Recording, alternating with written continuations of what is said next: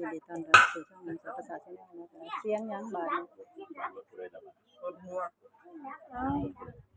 ก็วันนี้มางานชาพนกิจศพนะคะFCมาช่วยงานเพิ่นเสร็จเรียบร้อยแล้วไปเติมเพิ่นบ่บันแวงบ่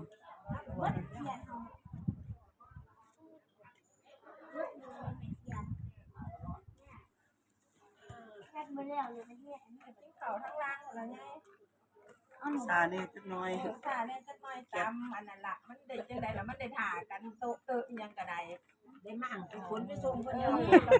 เนี่ย ท่านได้ไปส่งแล้วบ่ทางนั้นยังได้เฮ็ดคนเอาบ่ไปฮอดนั่นศาลาก็งัวกลับมาเข้าในนี้แม่นบ่เอาจังว่ามันเลยซ่าก็เสียได้แล้วท่านได้อีหยังอยู่นั่นท่านได้ถึงที่อยู่บ่ว่าพร้อมกันเด้อเดี๋ยวนี้บุญอีกเด้ใกล้พูดใกล้จังว่าเลยนิดกับนิดคักแน่ว่านั่นแหละ อันทำนะหั่นทำเขานี่ล่ะว่าข่อยว่าสิซีเขาบ่ได้ซีจักเทื่อบาดนี่ ว่าให้ตู้บิดแกไปบ้านบักบิดมันสิเมื่อยนะสิบ่ได้เข้าก็ได้ยังก็ได้ไอซีอันนี้ข้างนั่นแหละเพิ่นว่าเพิ่นนึงก็บ่นั่นดอกแต่ว่าอยากให้แจ้งว่าพูดก็สิลายมือวัดจันทร์นี่เลยว่าเพิ่นมาจังคุยเพิ่นซั่นดอก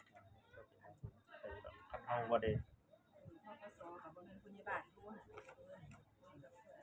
พวกก็สิเพิ่นเพิ่นมาตรวจแล้วก็นั่นว่านั่นก็เป็นบรรยากาศบ้านงานวันก่อนกับบ้านนี่แหละติดกันนี่แหละนะคะลูกม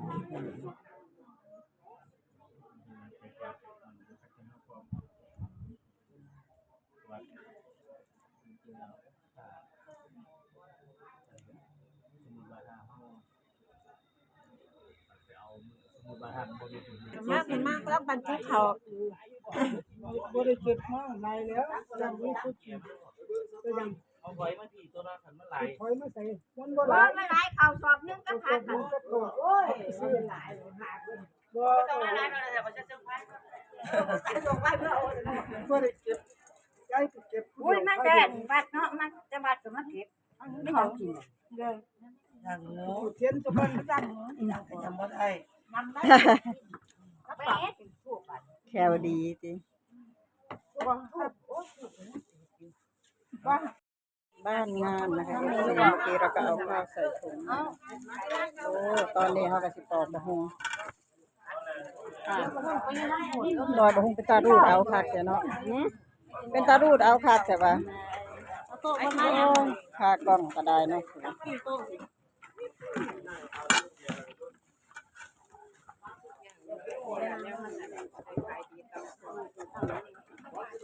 ขายดีเด้อตำบักหุ่ง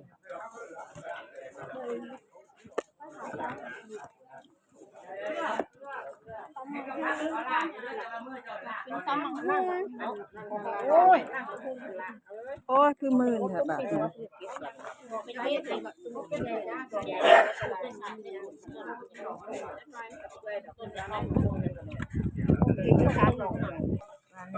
บรรยากาศบ้านงานเด้อพี่น้องข้าวใส่ถุงนะคะนี่บอกมะละกอนะคะภาษาบอก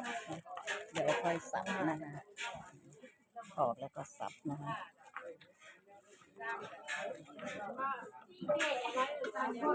โอ้มาเบิดพุงเลยบ่บาทนี้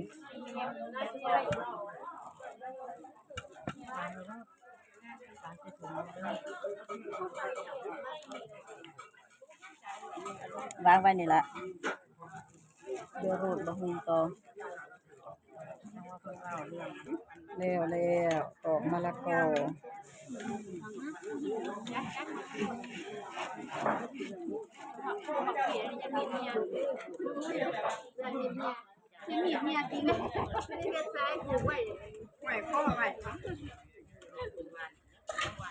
เฮียบ่ได้ติสวัสดีค่ะ ใหญ่ก้นว่าใหญ่แม่ว่า ไม่กลัวกับเตรียมชุดจังไงวะ โทษติเดี๋ยวเราจะสับมะละกอต่อนะคะ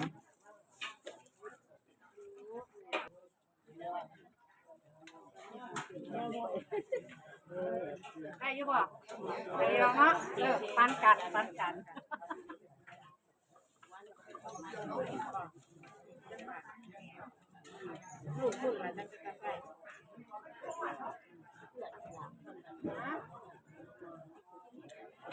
เอาหลอดยังไงเดี๋ยวพ่อเป็นยังไงคุณอาฟาง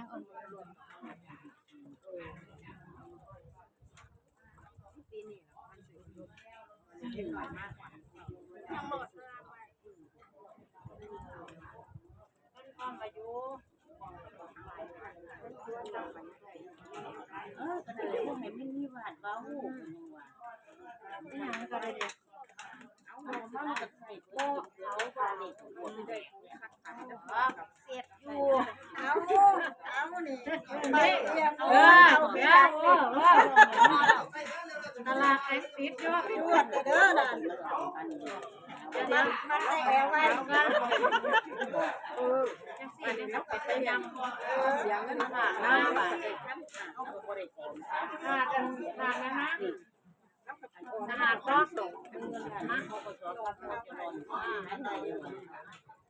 ให้จี้ดำชีพันนั้นเพื่อละบ่ได้เสียบทค่ะทงหงกับพี่เลยไว้คนละพันนะถ้าได้ยังเดียอะไรเนาะจะเปิดยางนี่ก็หลายอย่างนี่เอาไปเสียอีกไหมวันนี้เขาเสียงเนาะเสียมากได้ไม่ได้ของใหม่วันนี้เขาเสีย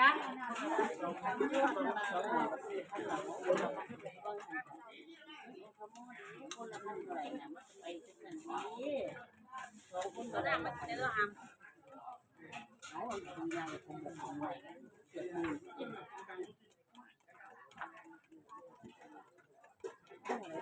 ข่อยแห้งหาเนี่ยพวกเหลี่ยมไปยังหมดโจมเลยข่อยแห้งสี่ข่อยแม่ข่อยแล้วก็น้องตะทุดแล้วก็ลูกหลานตะทุดข่อยรับผิดชอบ4 คนเอาสมอได้แต่ยังมาไม่30กันนั่นเลย2 คนเขาไปบ่ได้บัดนี้มาอันก็ข่อยเสียก่อนเขานี่ข่อยจักสิได้เงินบ่ได้ไปบ่ได้บัดนะเอ้าปีนึงรอบปีบ้าน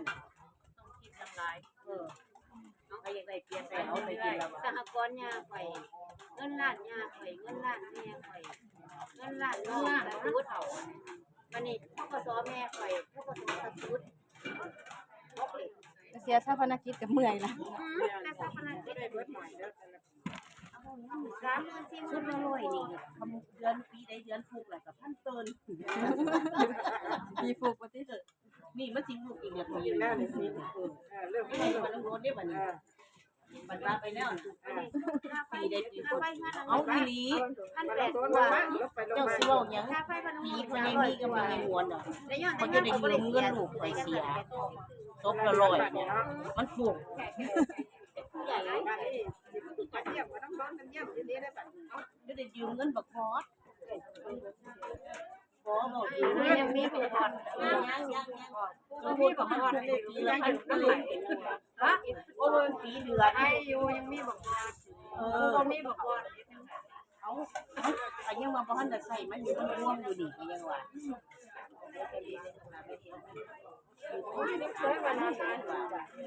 มันมาหาจักสิหาใส่พี่บางคนนั้นพ่อเอาไปมันเสียมันเก็บไปเยอะสินะเก็บไว้วันเท่ากับที่ได้มันหาเงินบ่ได้เจ้าไปหาเงินเจ้าได้ใช้แน่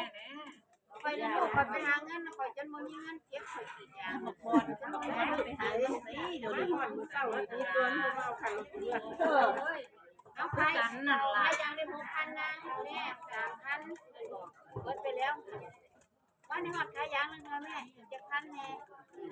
มันทั่วหัวเลยปอดเขาเนี่ยแม่เลี้ยงไก่มันคือหลายเดือนแล้วแม่ตัวใจจะเชื่อมันวัน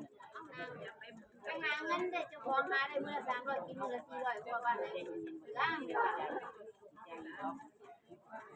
ใจกินโลกนี่แม่มึงกินโลกก็สิกินคันกับของกับน้ำมันจะมาเดี๋ยวค่ะเลี้ยง100เก้าได้คำตอบใครก็ขอต้องน้ำมึงเคยไม่กินเกลือแม่จะของเราไม่ได้แต่ว่าเขามาซื้อเป็นข้าวสว่างเขาไปส่งเลยค่ะนี่ก็กินไปก็เลยบวกว่าท่านก็ได้กินจากไหน